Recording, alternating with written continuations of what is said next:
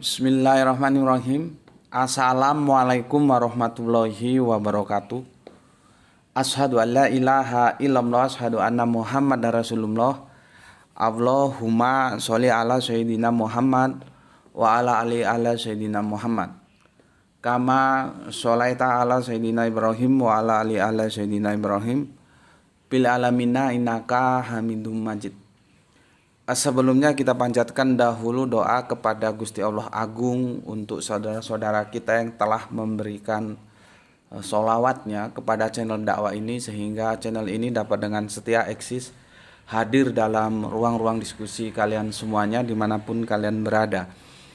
Tentu dengan sebuah harapan, insya Allah sholawat itu akan menjadi catatan langit amal soleh.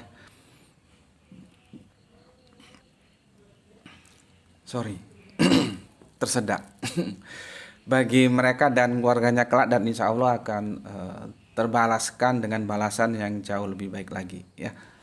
Karena itu sepertinya kamera TikToknya kurang kesini tuh, Bapak kena sepotong ini sebenarnya.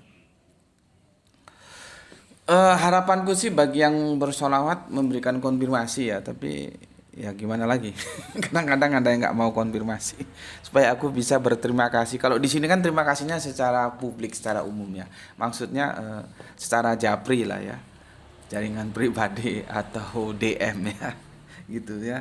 Tapi ya nggak apa-apa lah ya, terserah saja. Cuman kalau bisa sih dikonfirmasi gitu bagi saudara-saudaraku yang telah memberikan sholawatnya gitu. Oke. Kemudian untuk seluruh viewer terkasihku dimanapun kalian berada, di mancanegara, di dalam negeri, aku ucapkan terima kasih atas apresiasinya. Semoga selalu always dan tidak pernah never tetaplah bertumbuh menjadi satu pribadi tangguh yang anti skip dan anti download. Bagi yang berkenan silahkan saja di share linknya ya. Jadi jangan diunduh kemudian dipotong-potong dan diunggah ulang. Aku nggak pernah kasih izin untuk yang seperti itu ya. Linknya di share, kalau nggak berkenan ya sudah nggak apa-apa, tapi tolong jangan diunduh terus dipotong-potong nggak karuan, diadu-adu lagi sama video lain, itu jelas jadi ruwet itu nanti. Oke, ba'da sholat isya kita lanjutkan kajian kita ya, menjadi sebuah tanda tanya besar. Pertanyaannya gampang, cuman jawabannya sulit, rumit ya. Behind screen-nya masih ya peperangan Iran versus Israel ya. Yang menjadi pertanyaan kita bersama ya, ini aku juga agak kebingungan ya, mencari apa ya sebabnya kok Arab itu tidak membela Palestina ya. Kenapa sih itu ya? Aku punya sebuah pemikiran ya. Sorry belum dipasang tuh. Sorry yang di YouTube ya, ada kesalahan teknis, segera itu lupa nancapkan colokan mikrofonnya. Sekarang sudah? Udah dari tadi. Nancapnya sudah? Udah. Oke. Sampai di mana tadi? Jadi nggak konsen aku. Ya gini lah ya, ada kendala teknis, harusnya sudah nggak ada masalah teknis itu ya, tinggal running well aja ya. Oke. Aku akan coba berbagi kepada kalian tentang apa sebenarnya yang menjadikan Arab itu tidak membela Palestina. Dan tolong kalau aku berbicara Arab itu otak kalian itu ke state ya, negara ya, supaya lebih enak kita bicaranya ya, negara. Jadi kalau Arab itu ya negara-negara Arab gitu. Kenapa tidak ada yang bela Palestina ya? Itu yang akan kita diskusikan, kita bahas malam ini. Oke. Sebelum ke situ aku ingin sedikit komentar ya. Kemarin ada yang masuk ya komentar dari siapa itu aku nggak sempat baca karena aku juga tidak mungkin baca komentar-komentar yang masuk secara keseluruhan ya. Ya mungkin sekilas gitu aku baca, itu ada dari salah satu komentator itu ketika aku membahas ya tentang bagaimana seharusnya sikap kita terhadap Iran yang sedang berperang terhadap Palestina. Kan itu ada pernyataan si Felix ya, si Felix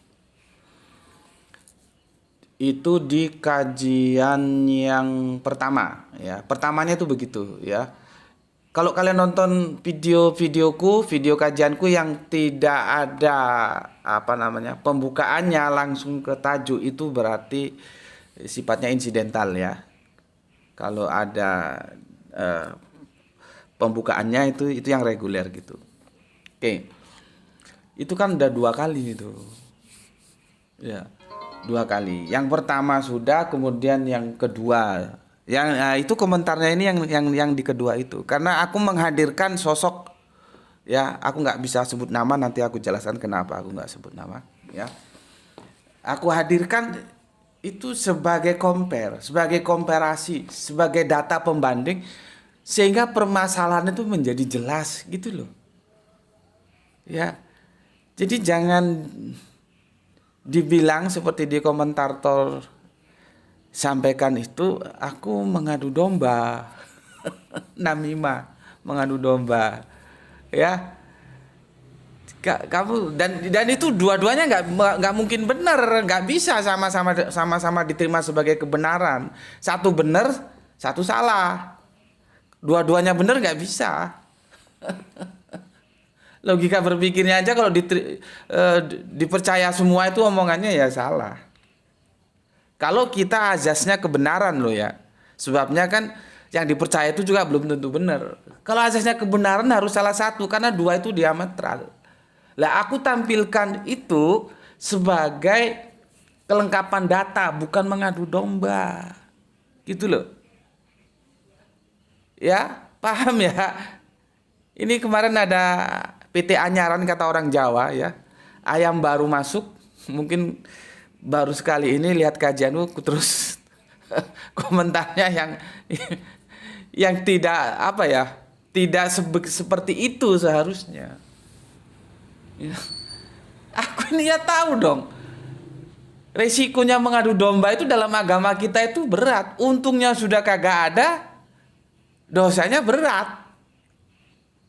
Kan hanya orang goblok yang melakukan adu domba. Jadi kamu juga aku ingatkan, kalau kamu berprasangka terhadap saudaramu, ternyata itu tidak seperti yang kau sangkakan, itu juga kamu harus bertanggung jawab. Gitu loh. Kalau aku ya sudah aku pikirkan, nggak usah kamu ngomong. Semua yang aku nyatakan, ini aku bertanggung jawabkan dunia akhirat sampai nanti aku mati di hadapan Gusti Allah Agung. Aku bertanggung jawabkan. Jadi bukan sembarangan.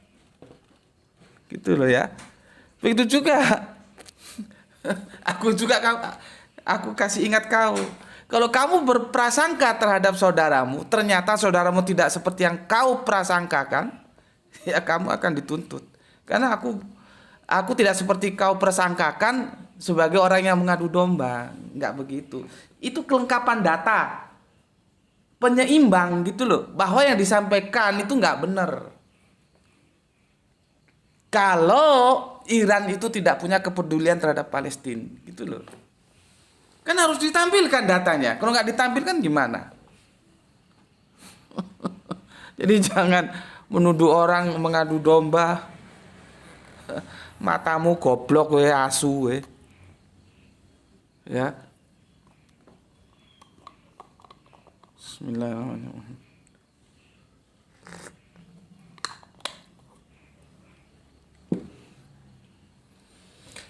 Oke. Selanjutnya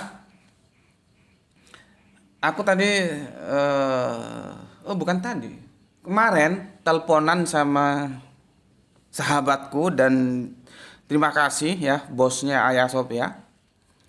telah mengingatkan aku untuk berhati-hati ya ketika live, ketika mengunggah konten ya dalam menyebut nama dan apapun yang itu bisa menjadi masalah.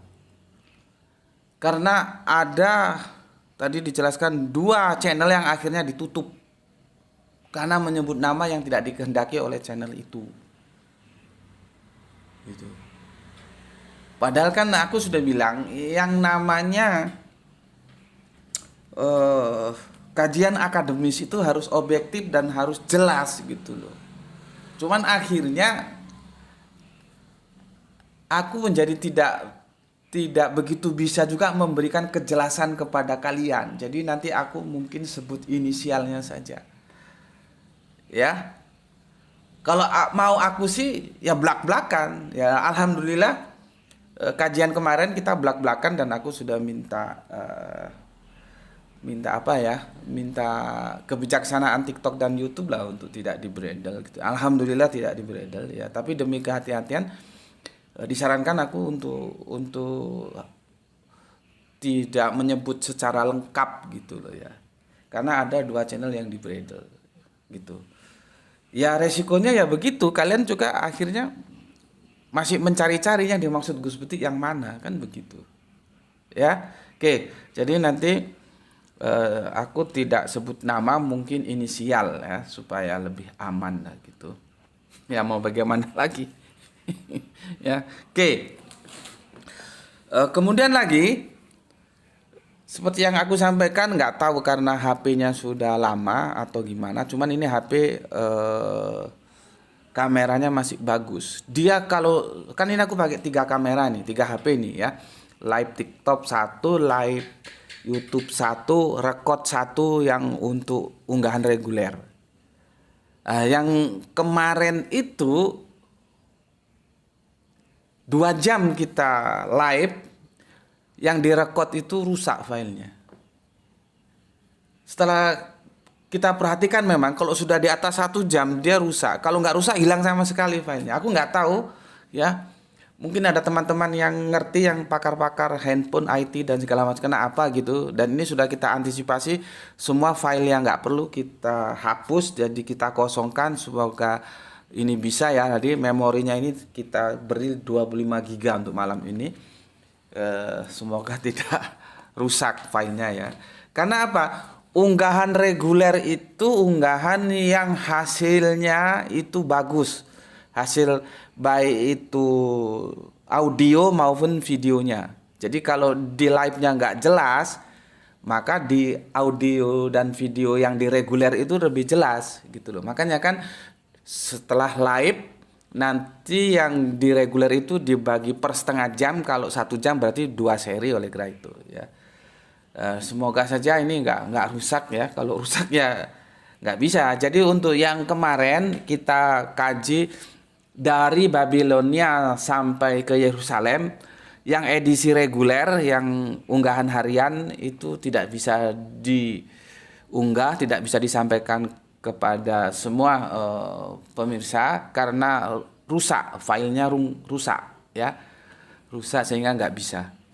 Ya, semoga malam ini dia nggak rusak. Jadi kalau mau lihat ya akhirnya terpaksa lihat yang di live-nya ya. Dengan hasil audio dan video tentunya kurang memuaskan gitu. Oke. Itu mukadimahnya ya. Sebelum kita masuk. Bismillahirrahmanirrahim.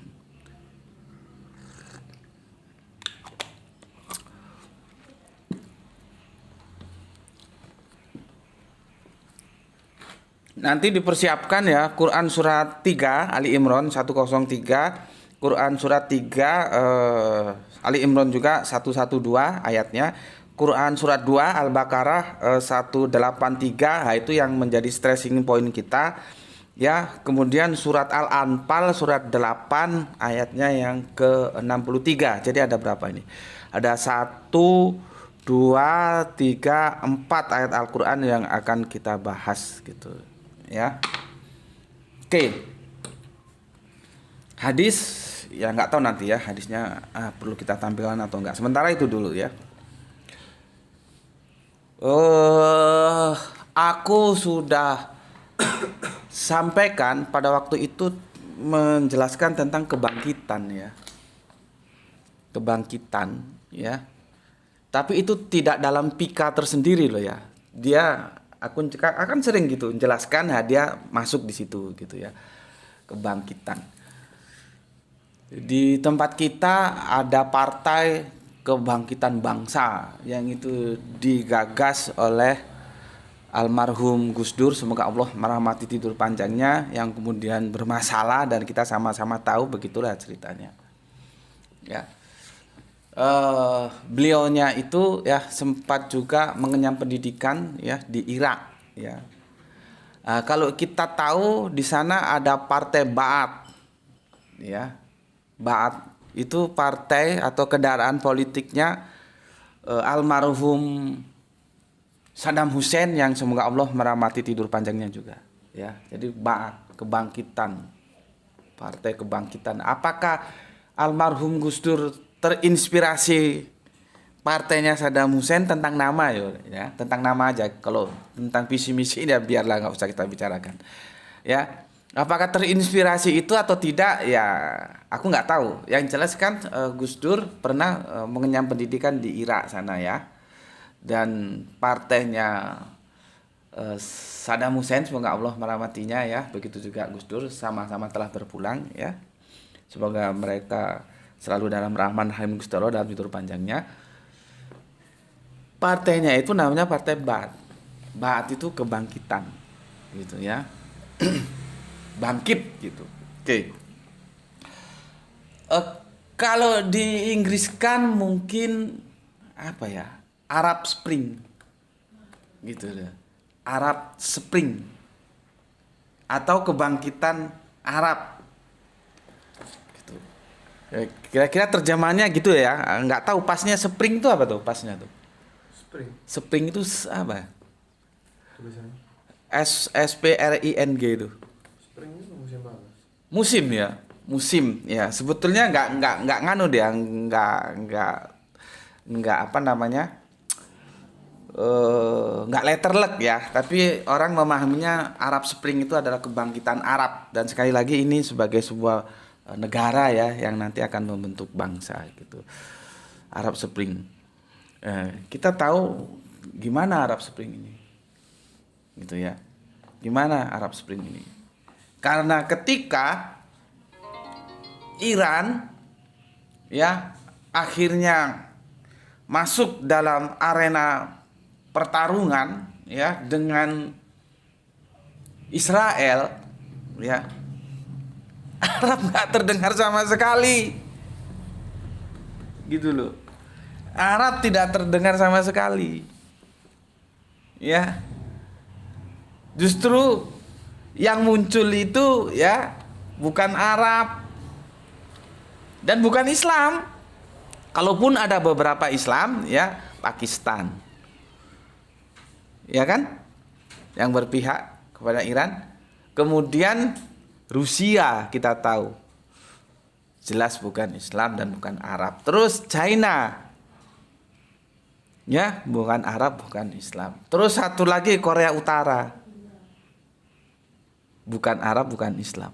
Terus Arabnya kemana?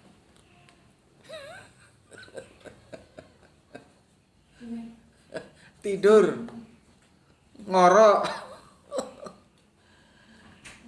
Kemana Arab? Arabnya nih kemana? Itu kan menjadi pertanyaan kita. Kenapa Arab-Arab itu kok diem saja ketika saudaranya Palestina dihajar habis-habisan, berapa nyawa melayang? Kenapa kok diem saja? Ya, kemana Arab Spring ini? Ya, justru yang notabene bukan Arab. Jadi kedekatan dalam teologis juga enggak. Ya mungkin kalau teologisnya yang dekat ya sama-sama Islam Pakistan lah. Ya. Ya. Kedekatan politis juga sepertinya enggak. Rusia jelas komunis. China komunis. Korea Utara juga komunis. Gitu loh. Ya, bukan apa ya? Yang komunis itu meskipun itu kita perlu diskusikan ya, betulkah komunis itu secara pemerintahan tidak mengakui adanya Tuhan, itu yang enggak juga lah sebetulnya. Ya, seperti kita tahu kan Putin itu kan Kristen. Ya, namanya dia punya agama berarti dia percaya Tuhan. Makanya diskusi-diskusi tentang komunis juga itu belum selesai ya, masih asik untuk kita diskusikan. Oke. Mengapa perjuangan Palestina itu kehilangan relevansinya di antara pemerintah-pemerintah Arab di seantero Arab itu, ya, hampir semua ya Timur Tengah itu kan gitu, orang sekarang kan Timur Tengah gitu kan, padahal Barat Tengah. Kalau dilihat dari Inggris baru Timur Tengah, kalau dari sini Barat Tengah gitu ya. Neng diwae kata orang Jawa, kemana saja ya. Ini jawabnya memang agak ribet ya, kemana saja mereka. Jadi Arab kemana, di mana orang Arab? Ya, nanti kita juga akan memposisikan kemana. Afrika itu secara ras mungkin beda ya, bukan Arab tapi kulturnya dia Arab juga ya. Mesir itu sebetulnya bisa dikatakan Arab enggak? Tapi kulturnya Arab juga ya, memang agak ribet nanti ini mengklasifikasikannya. Ya. Oke, ya jadi meskipun sentimen mayoritas masyarakat di negara-negara Arab bersimpati pada solidaritas perjuangan Palestina, tapi aksi demonstrasi yang terjadi di negara-negara itu hanya sedikit. Itu pun bisa dibilang nggak ada. Daripada nemen kebacut kata orang Jawa ya sedikit gitu ya. Adapun pemerintah negara-negara itu tanggapannya itu ya suam-suam kuku ya. Jadi nggak ada yang setegas Iran itu nggak ada gitu loh, nggak ada yang berani berhadapan dengan Israel itu ya, yang berdampak kepada Palestina itu orang ono. Tidak ada yang setegas Iran.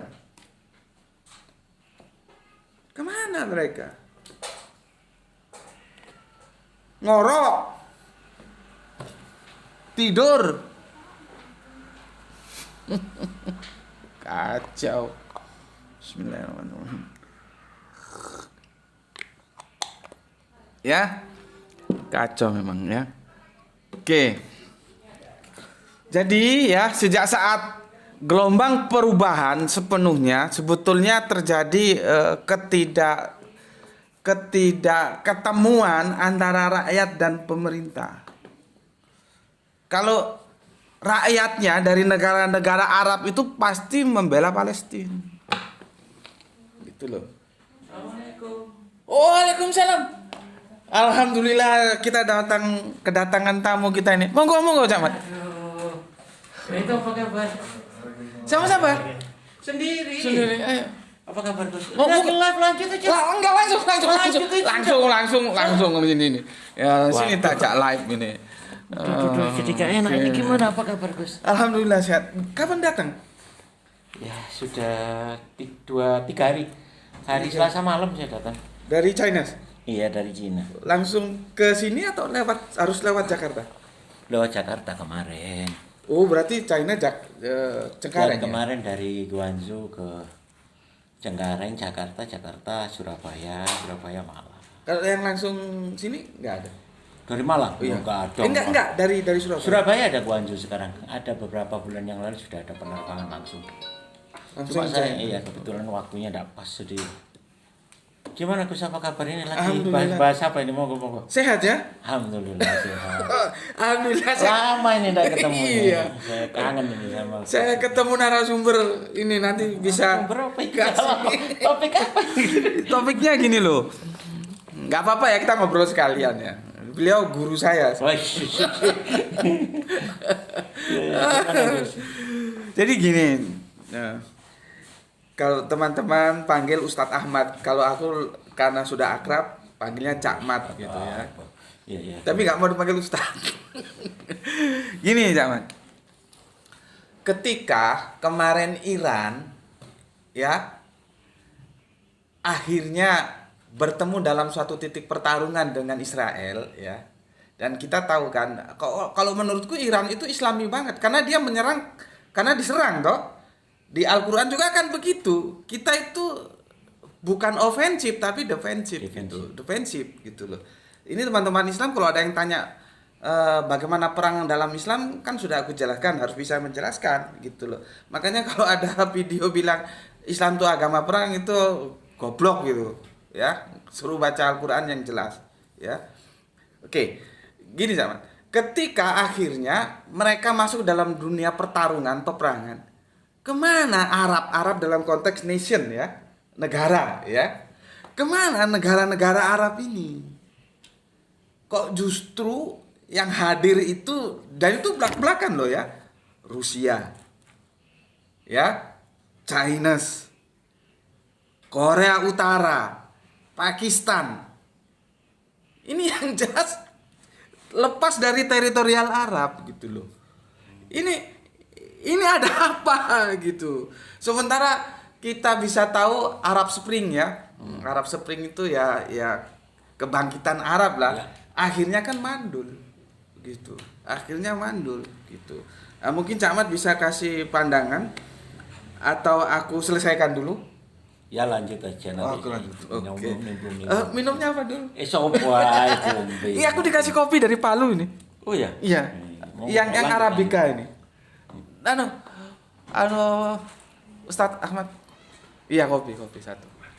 Manis Ustadz Ahmad? Enggak pakai gula, enggak pakai gula. Oh, enggak pakai gula ya. Bismillahirrahmanirrahim. Aku kalau kopi Arabica, kalau Robusta enggak kuat. Oke. Gini teman-teman ya. Seperti tadi sudah aku sampaikan, aku sebetulnya ingin bla-blaan, cuman untuk keamanan sudah diingatkan teman supaya nggak dibredel, aku pakai inisial saja ya. Pakai inisial. Negara A itu ya memang dia menjadi superpower. Dia menjadi superpower.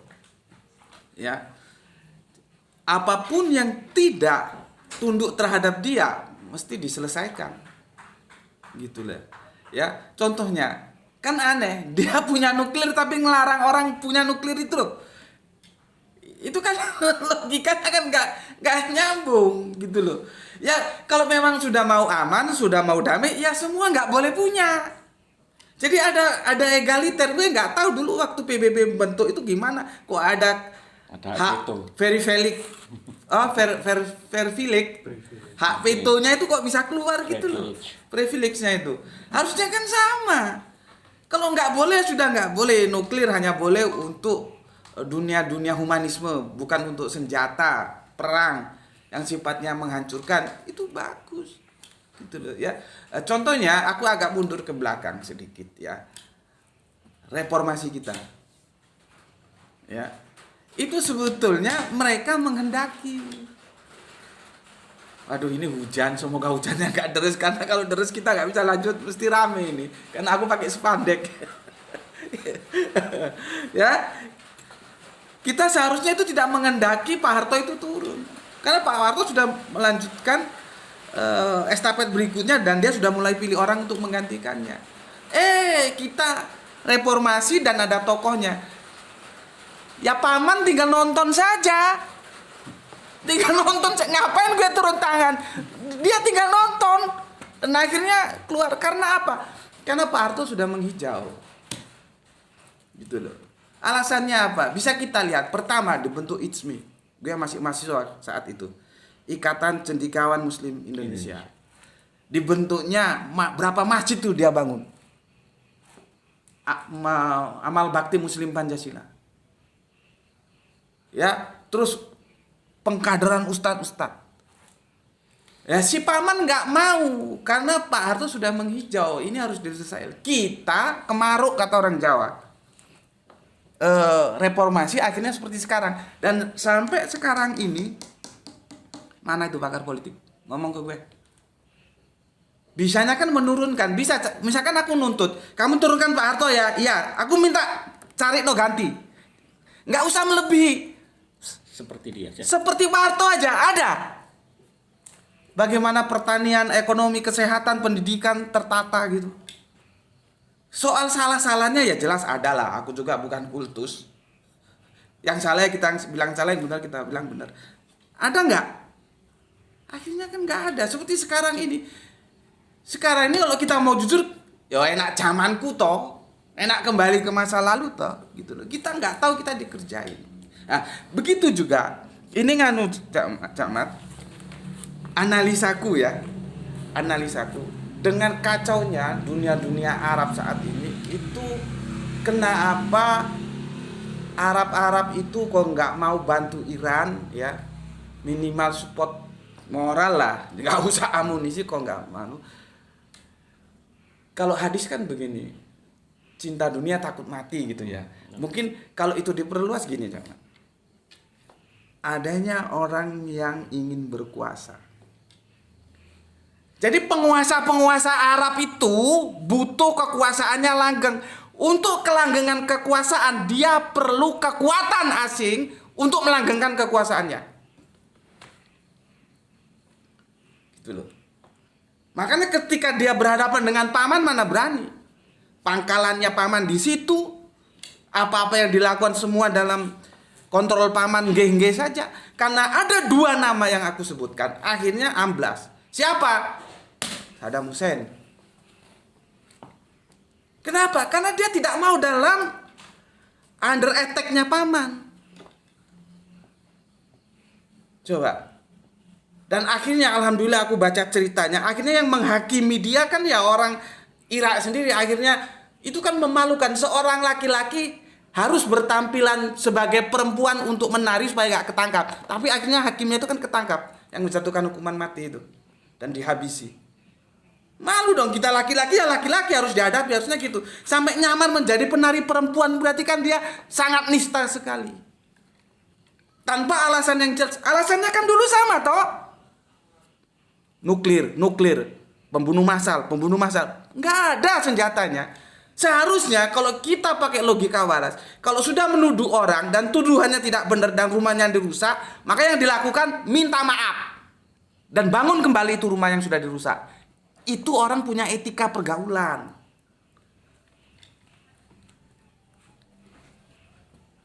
Cuman karena dia tidak tunduk terhadap paman, akhirnya seperti itu.